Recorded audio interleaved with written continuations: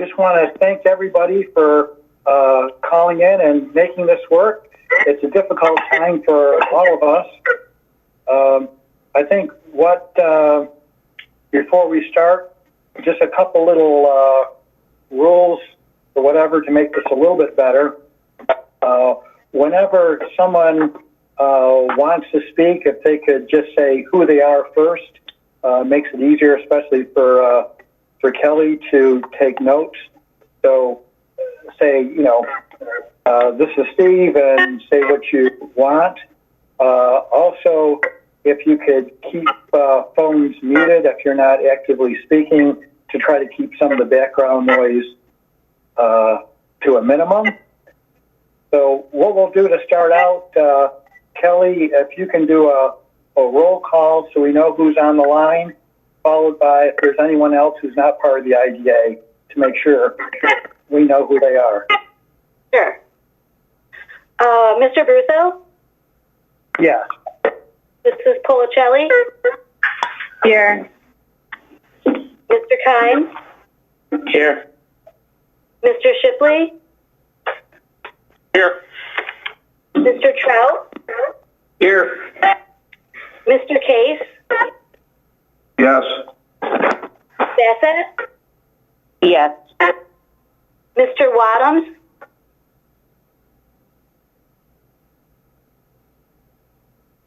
So Steve is absent.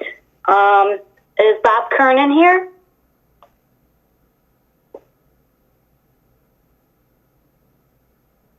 Okay, and then whatever guests are here, if you could just say your name and I can jot you down.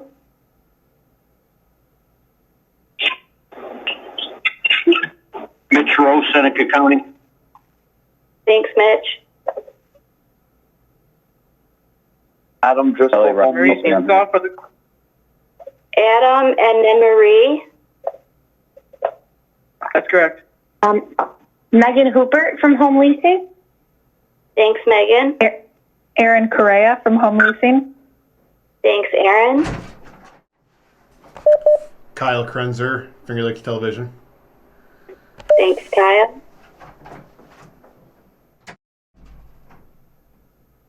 Okay, I think that's everyone. We're just missing Bob Kernan and Steve Wadhams. Okay. Well, thanks. I think first order, just before we hit the first item, is if Pat and Kelly just want to give a brief rundown of how this COVID-19 is affecting the actual IDA operations. Okay, this is Pat speaking. It's very different. Kelly and I are basically working from home, just going into the office to gather whatever files we need for the upcoming week.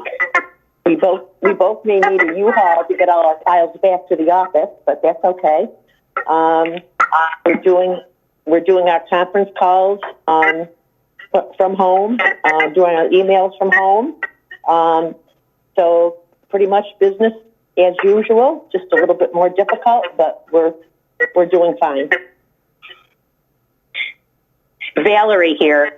I hope everyone has noted how absolutely seamless this transition has been to a two-person office on top of this coronavirus thing. It's been seamless for the last few months. I appreciate it. They've done a great job, and I'm so appreciative. Thank you, Valerie. No, it really has gone quite well.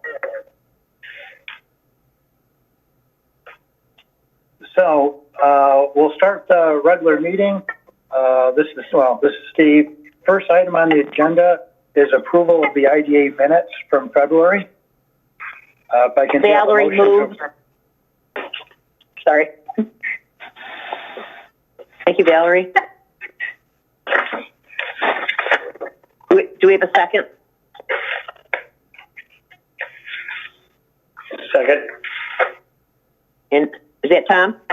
Yes, Tom, I'm sorry. Okay. All in favor? And yes, and what we'll do, just to make it a little bit better, even though this is a voice vote, we'll just do a quick roll call just to make it simpler, so it doesn't get confusing. Mr. Russo? Yes. Policelli? Yes. Mr. Kine? Yes. Mr. Shipley? Yes. Mr. Trout? Yes. Mr. Case? Yes. Miss Bassett? Yes. Mr. Wadhams, are you here yet?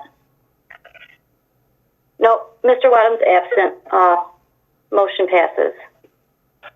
Kelly, this is Bob Kernan. I'm just joining by phone. I was having trouble with the internet connect. So, Okay, good. Thanks, Bob.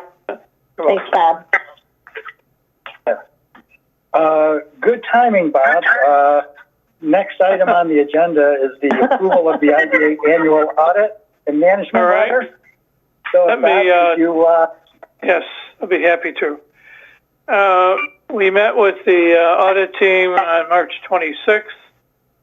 I'll start off by saying that Mr. Zuber, the partner in charge, informed the committee that an unqualified opinion or clean opinion was issued relating to the financial position of the agency at December 31st, 2019. He also indicated that they did not identify any material weaknesses or significant deficiencies in internal control in this year's audit. I'll do a quick review of some of the financial statements at this point, starting off with the statement of position. And again, this is as of December 31st, 2019. Our total current assets measured $3,062,000. Our net current assets non-current assets measured $626,000. Capital assets measured $1,811,000. And total assets measured $5,499,000. Deferred outflows of resources measured $59,000. Total liabilities measured $109,000. The deferred inflow of resources measured just under 12, and our net position in total at 12/31/2019 measured $5,437,000. Looking at the statement of revenues and expenses, operating revenues for the year measured $243,000. Total operating expenses, $613,000. Operating loss for the year was $370,000. Non-operating revenues and expense on a net basis was a positive $247,000, giving us a net change in net position for 12/31 of $122,000 as a negative change. We started the year with a beginning net position of $5,560,000, and our net position at the end of the year was $5,437,000. I'll just mention a couple things. On the Deer Run property, there are some changes relative to transfer of land to the town. That effect was $140,000, and also the Deer Run Park values were adjusted due to a sale of property, which brought down the net change in the overall value of the net Deer Run property was about minus $227,000. Again, that's a very quick review of the statement of position and the statement of revenues. Is there any questions relating to that at this point?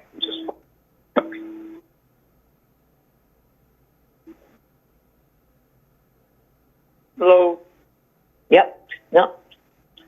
All right. Here's no question. Please note in the minutes of the meeting for acceptance that we're accepting the audit as presented to the audit committee, and make reference, please, that the audit was unqualified clean opinion with no material weaknesses or no deficiencies noted in internal controls.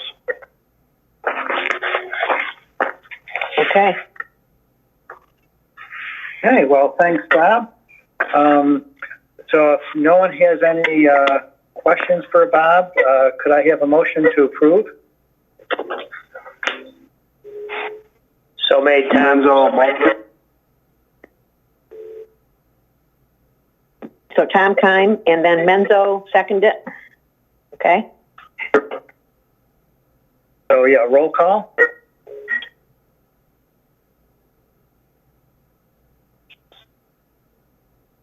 Mr. Brusso, Yes.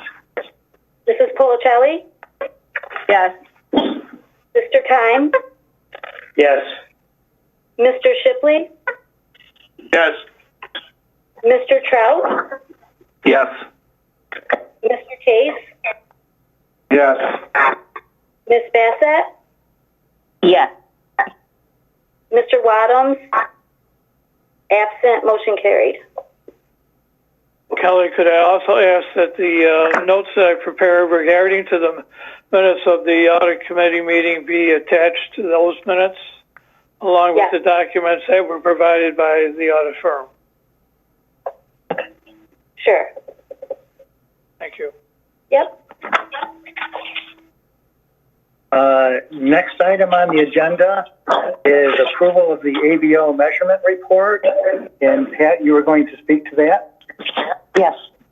As part of our Paris reporting, we're required to submit a New York State local public authority mission statement and measurement report on the previous fiscal year. Our authority self-evaluation of our prior performance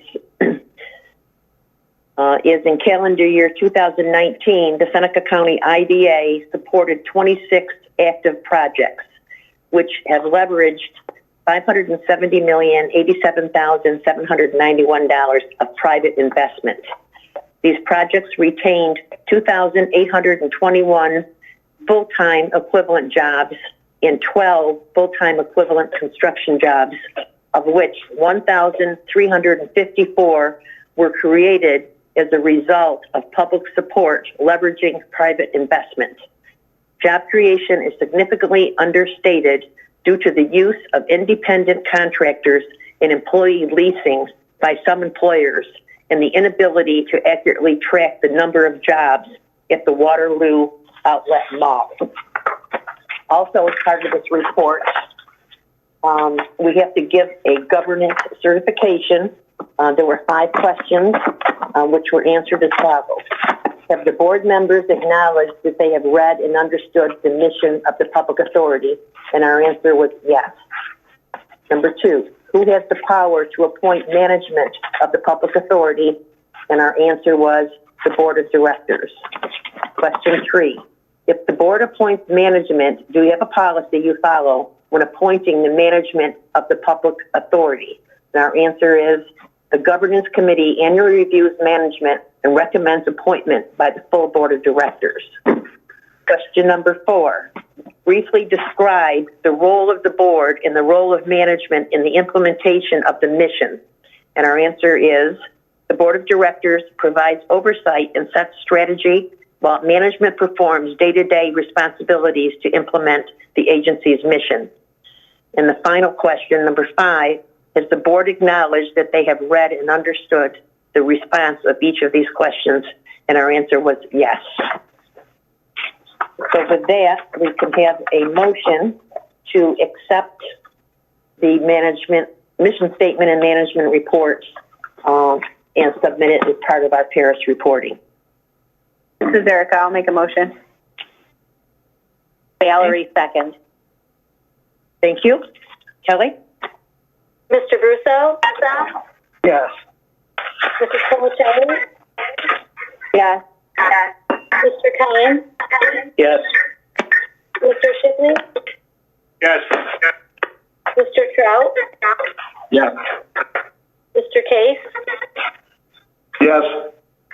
Ms. Bassett, Yes. Mr. Wadhams, absent, motion carried. Thank you, Kelly. Okay, thanks. Next item is the Steve? presentation. Yes?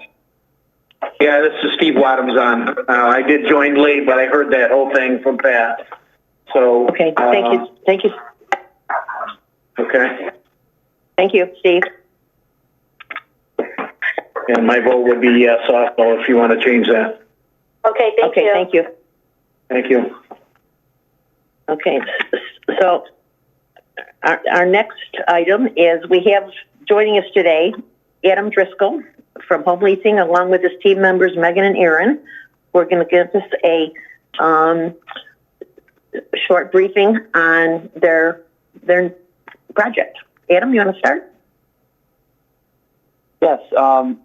Thanks, Pat. This is Adam Driscoll with Home Leasing. On behalf of Home Leasing, I just wanted to say thank you to the IDA and the board members for considering our application. We're very grateful that you are considering it. I did want to just give a quick background about who we are, who Home Leasing is. We pride ourselves on being a great neighbor in the communities that we build in. And the reason for that is Megan, Aaron, and myself and another colleague are on the development team. We also have our own construction team. So we do all of our own, well, we're the general contractor, so we oversee all of our own projects. And we also have a property management team. So we do all the management after we've built it and turned it over. So we're there in the communities for 30 to 50 years. So we've been around since 2004. We have 2,200 units across New York State, as well as in a little bit in Pennsylvania and Maryland, a total of 25 communities. And we just are really excited about this project. Eagle Star is a homeless veteran not-for-profit that we've partnered with, and they would be providing 25 units of permanent housing out of the total 55 units that we are proposing, which is very exciting. And we've actually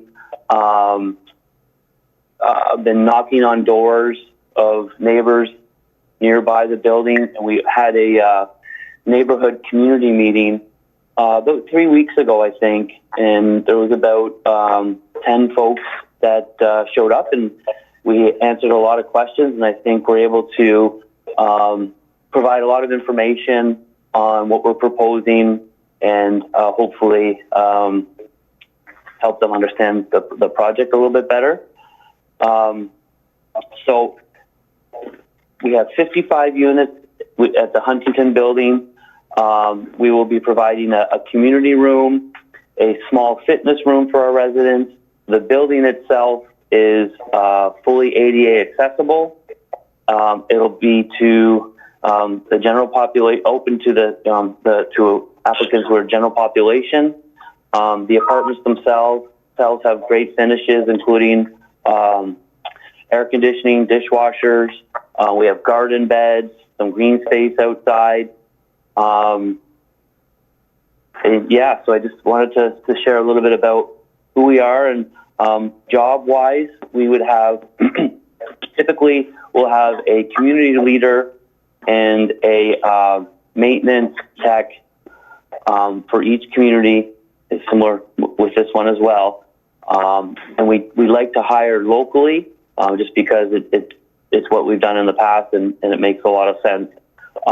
So Home Leasing would have 2 employees, and also what we didn't put on the application, but I just wanted to make sure we shared this information, was Eagle Star, who will be working with their with the vets and their housing, will have caseworkers and additional staff. So they would have about 3 full-time as well as 2 part-time employees on top of our staff. So they would obviously work together a lot, but also they would be Eagle Star would be focusing on the 25 veteran apartments. One thing I just wanted to reiterate from our application is that, as I mentioned at the beginning, we're very, very grateful that you're considering it. It's extremely important to have a pilot for several reasons. This project itself is going to be, we're going through the construction estimating process right now. We've started it several months ago, but the cost, because it is an adaptive reuse, the costs are on the high end, and due to the condition of the building. And we're also, I'm not sure if you're able to see the PDF that we had submitted, but we also are proposing to build a 4-story on Fall Street, which would add the mansard roof. And we have, I think, 8 apartments on that floor. We've been working extensively with our historic consultant, who is working with SHPO, and we're getting feedback from them. So the mansard roof and the back area, it has been run by them. They've given us feedback, and they continue to give us less and less feedback, which I think is a good thing. So we're definitely working through that with them, and so we're adding the 4-story on Fall Street, and then where the back south side is, there's a garage area in the back there, garage bay area. We're going to be building 2 additional stories on top of that.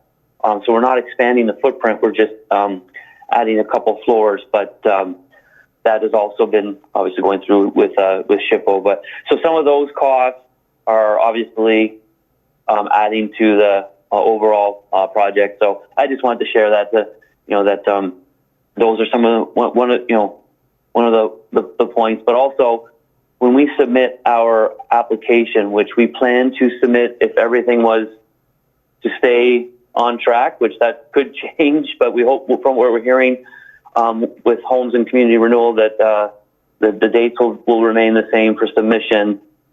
We would be submitting our application in June, and it's based on a point system. They're very extensive applications, and basically we submit it, and then we don't hear a peep from anyone for several months, and then we would be notified whether we were awarded or not.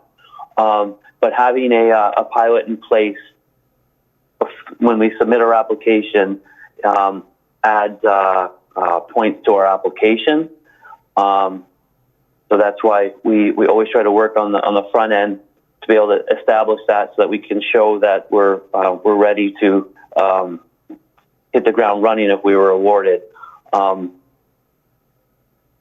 think, and there is another option if this wasn't to work out, but we've spoke to the town assessor. It's called the 581A, and they had weren't interested in going any further on that. So we were obviously very excited that we could share our project with the folks on the IDA board, because it's very critical that we could have this hopefully in place by the time we submit our application.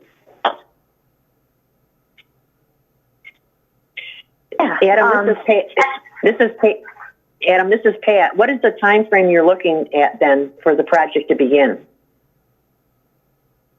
So if we were awarded, most likely the awards would come out in the fall, we believe, and we would need some time to close with our funders, and I think probably February. Right, Megan, would you agree to that? February construction would most likely be ready to go?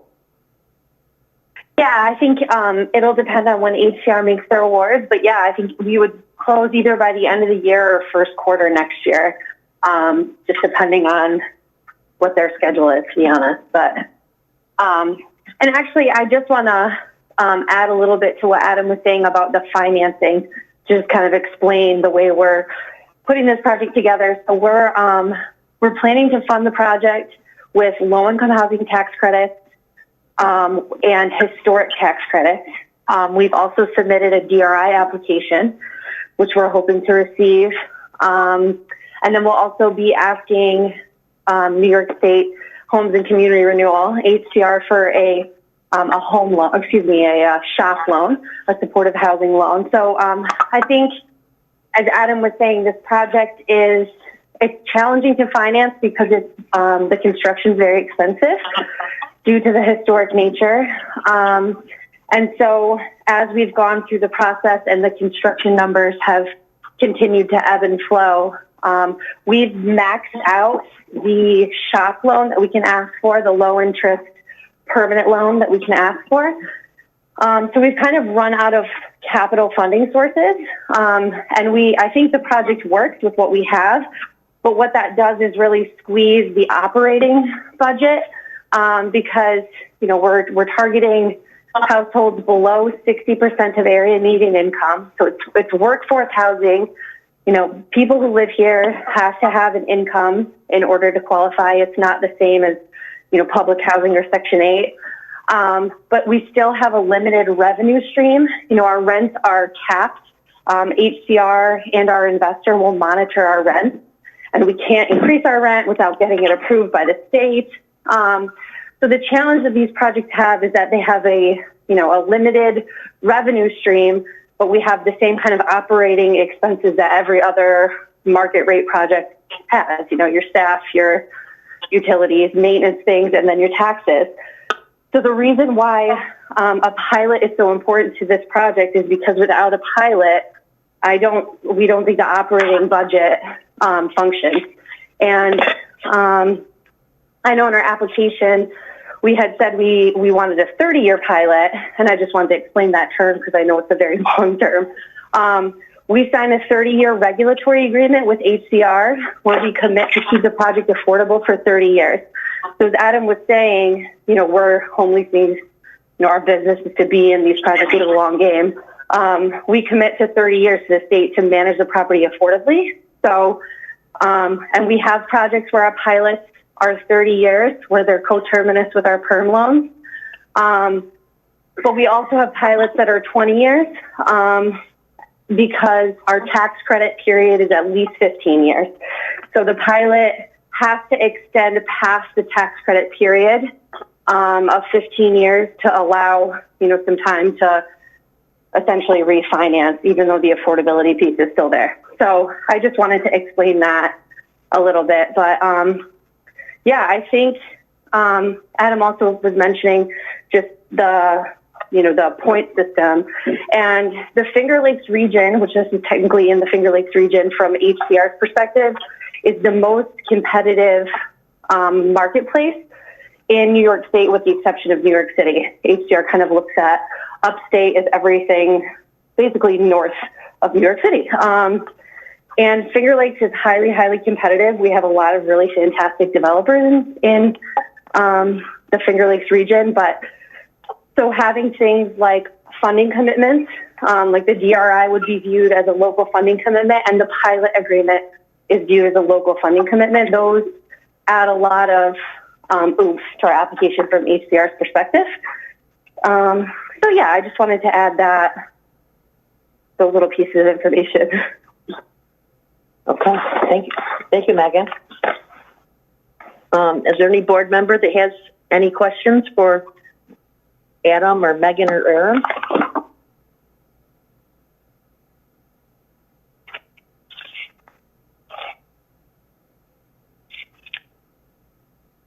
No? Okay. No.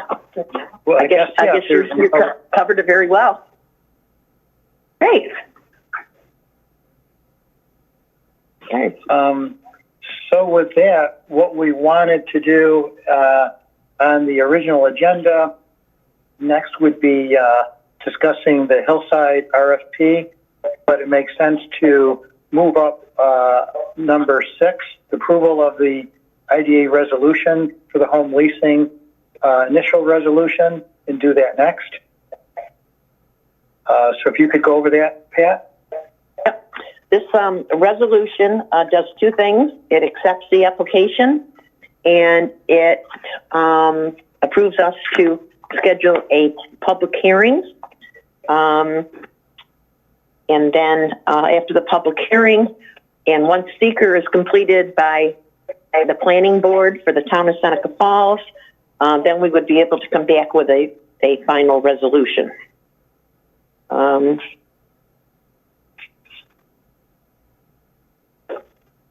So if we could have a motion to accept the resolution. This is Steve. I'll make a motion. Thanks, Steve. Second. Nick. I'll second. Erica. Don Trout. And thank you. Kelly? Mr. Russo? Yes. Mrs. Policelli? Yes. Mr. Keim? Yes. Mr. Shipley? Yes. Mr. Trout? Yes. Mr. Case? Yes. Miss Bassett? Yes. Mr. Wadhams? Yes. Motion carried. Thank you, Kelly. Okay. All right. We're going to move on then to go back to item number 5, which is approval of the Hillside RFP. This RFP was included in your packet. As you noticed, we had hoped to do a tour of the property on April 9th, with proposals being submitted by April 30th. But with everything going on, it doesn't appear as though we're going to be making those dates. So what we're asking is that you approve the RFP in content, and we hold off issuing it until we can have firm dates on a tour and a closing for the RFP.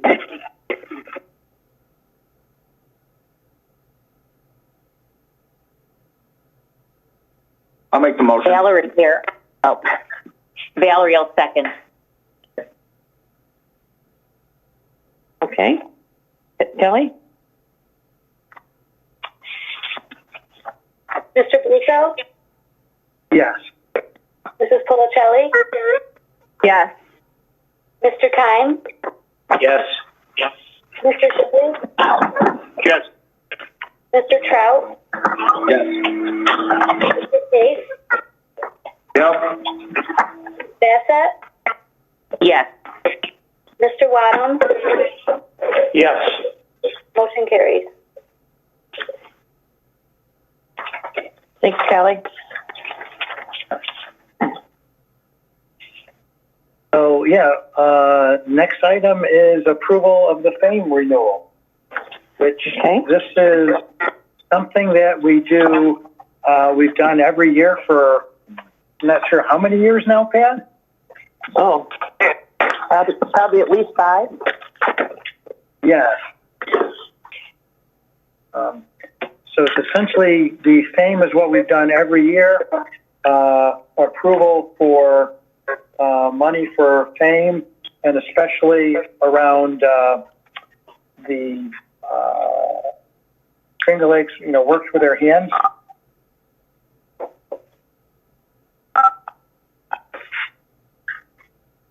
I don't know, since this is what we do, anyone have any questions or want to discuss?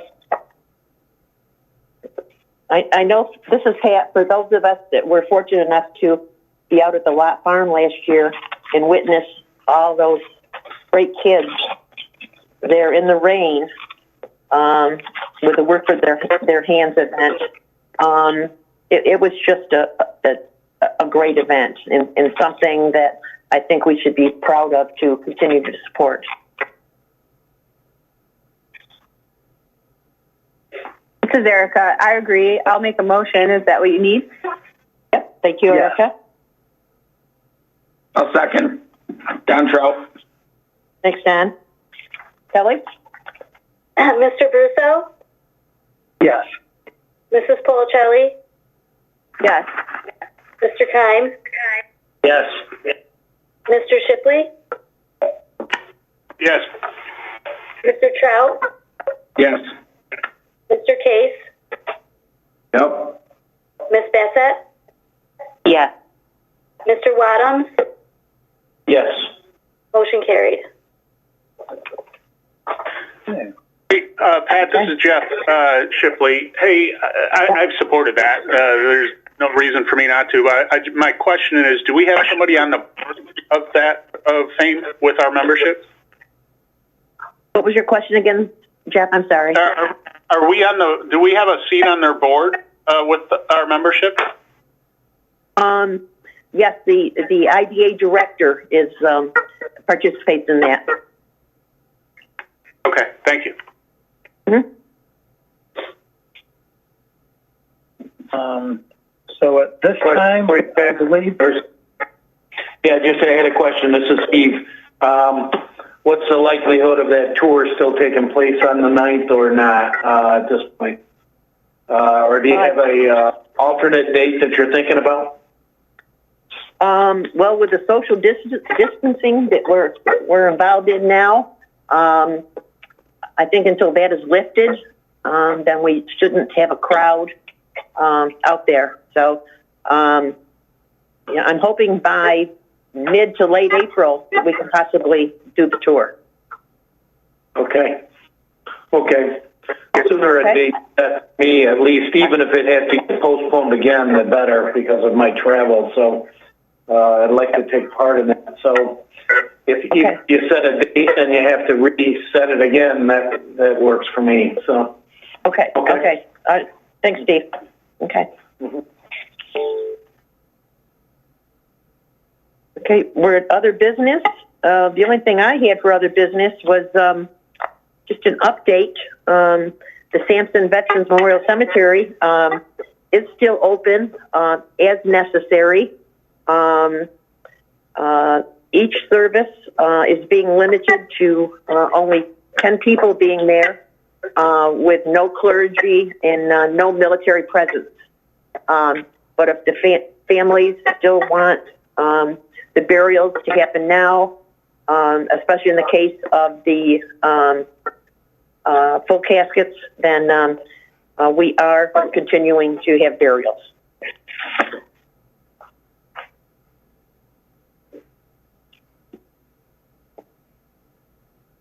Steve, did you have any other business?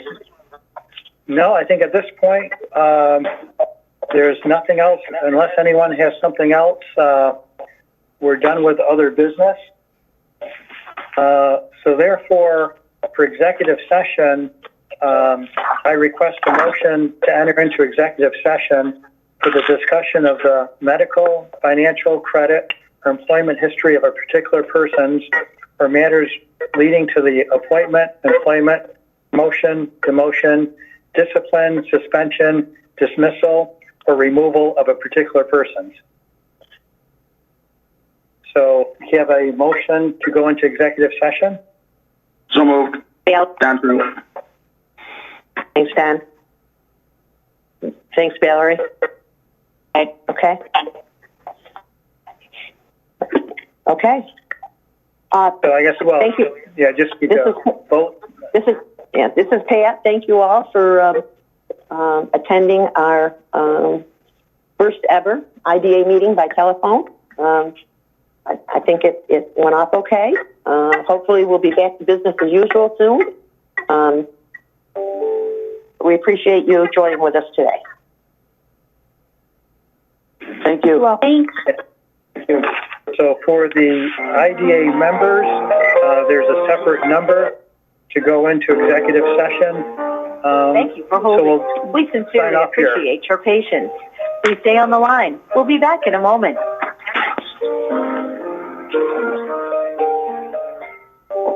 So Kelly, is there anyone that we're missing? Should I do a roll call again? I think everyone's here. Yep, please. Okay. Mr. Russo. Yes. Mrs. Policelli. I'm here. Mr. Kime. Yes. Mr. Shipley. Here. Mr. Trout. Yes. Mr. Case. Yes. Ms. Bassett. Here. Mr. Wadhams. Yes. All the board are here. Okay.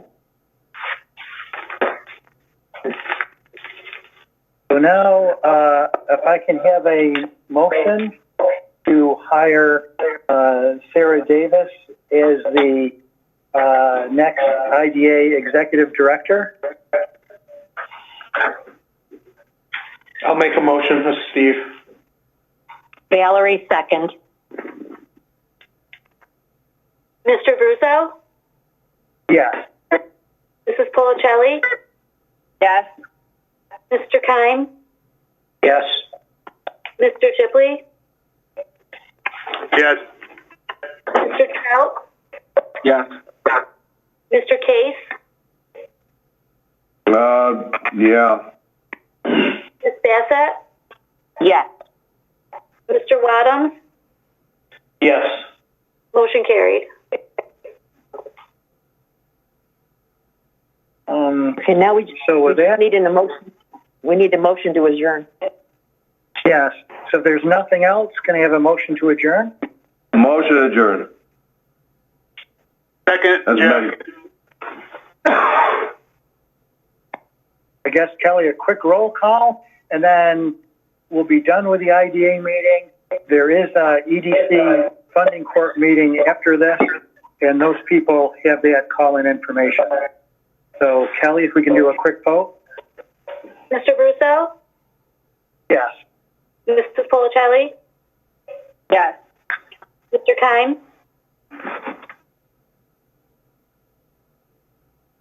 Yes. Mr. Shipley? Yes.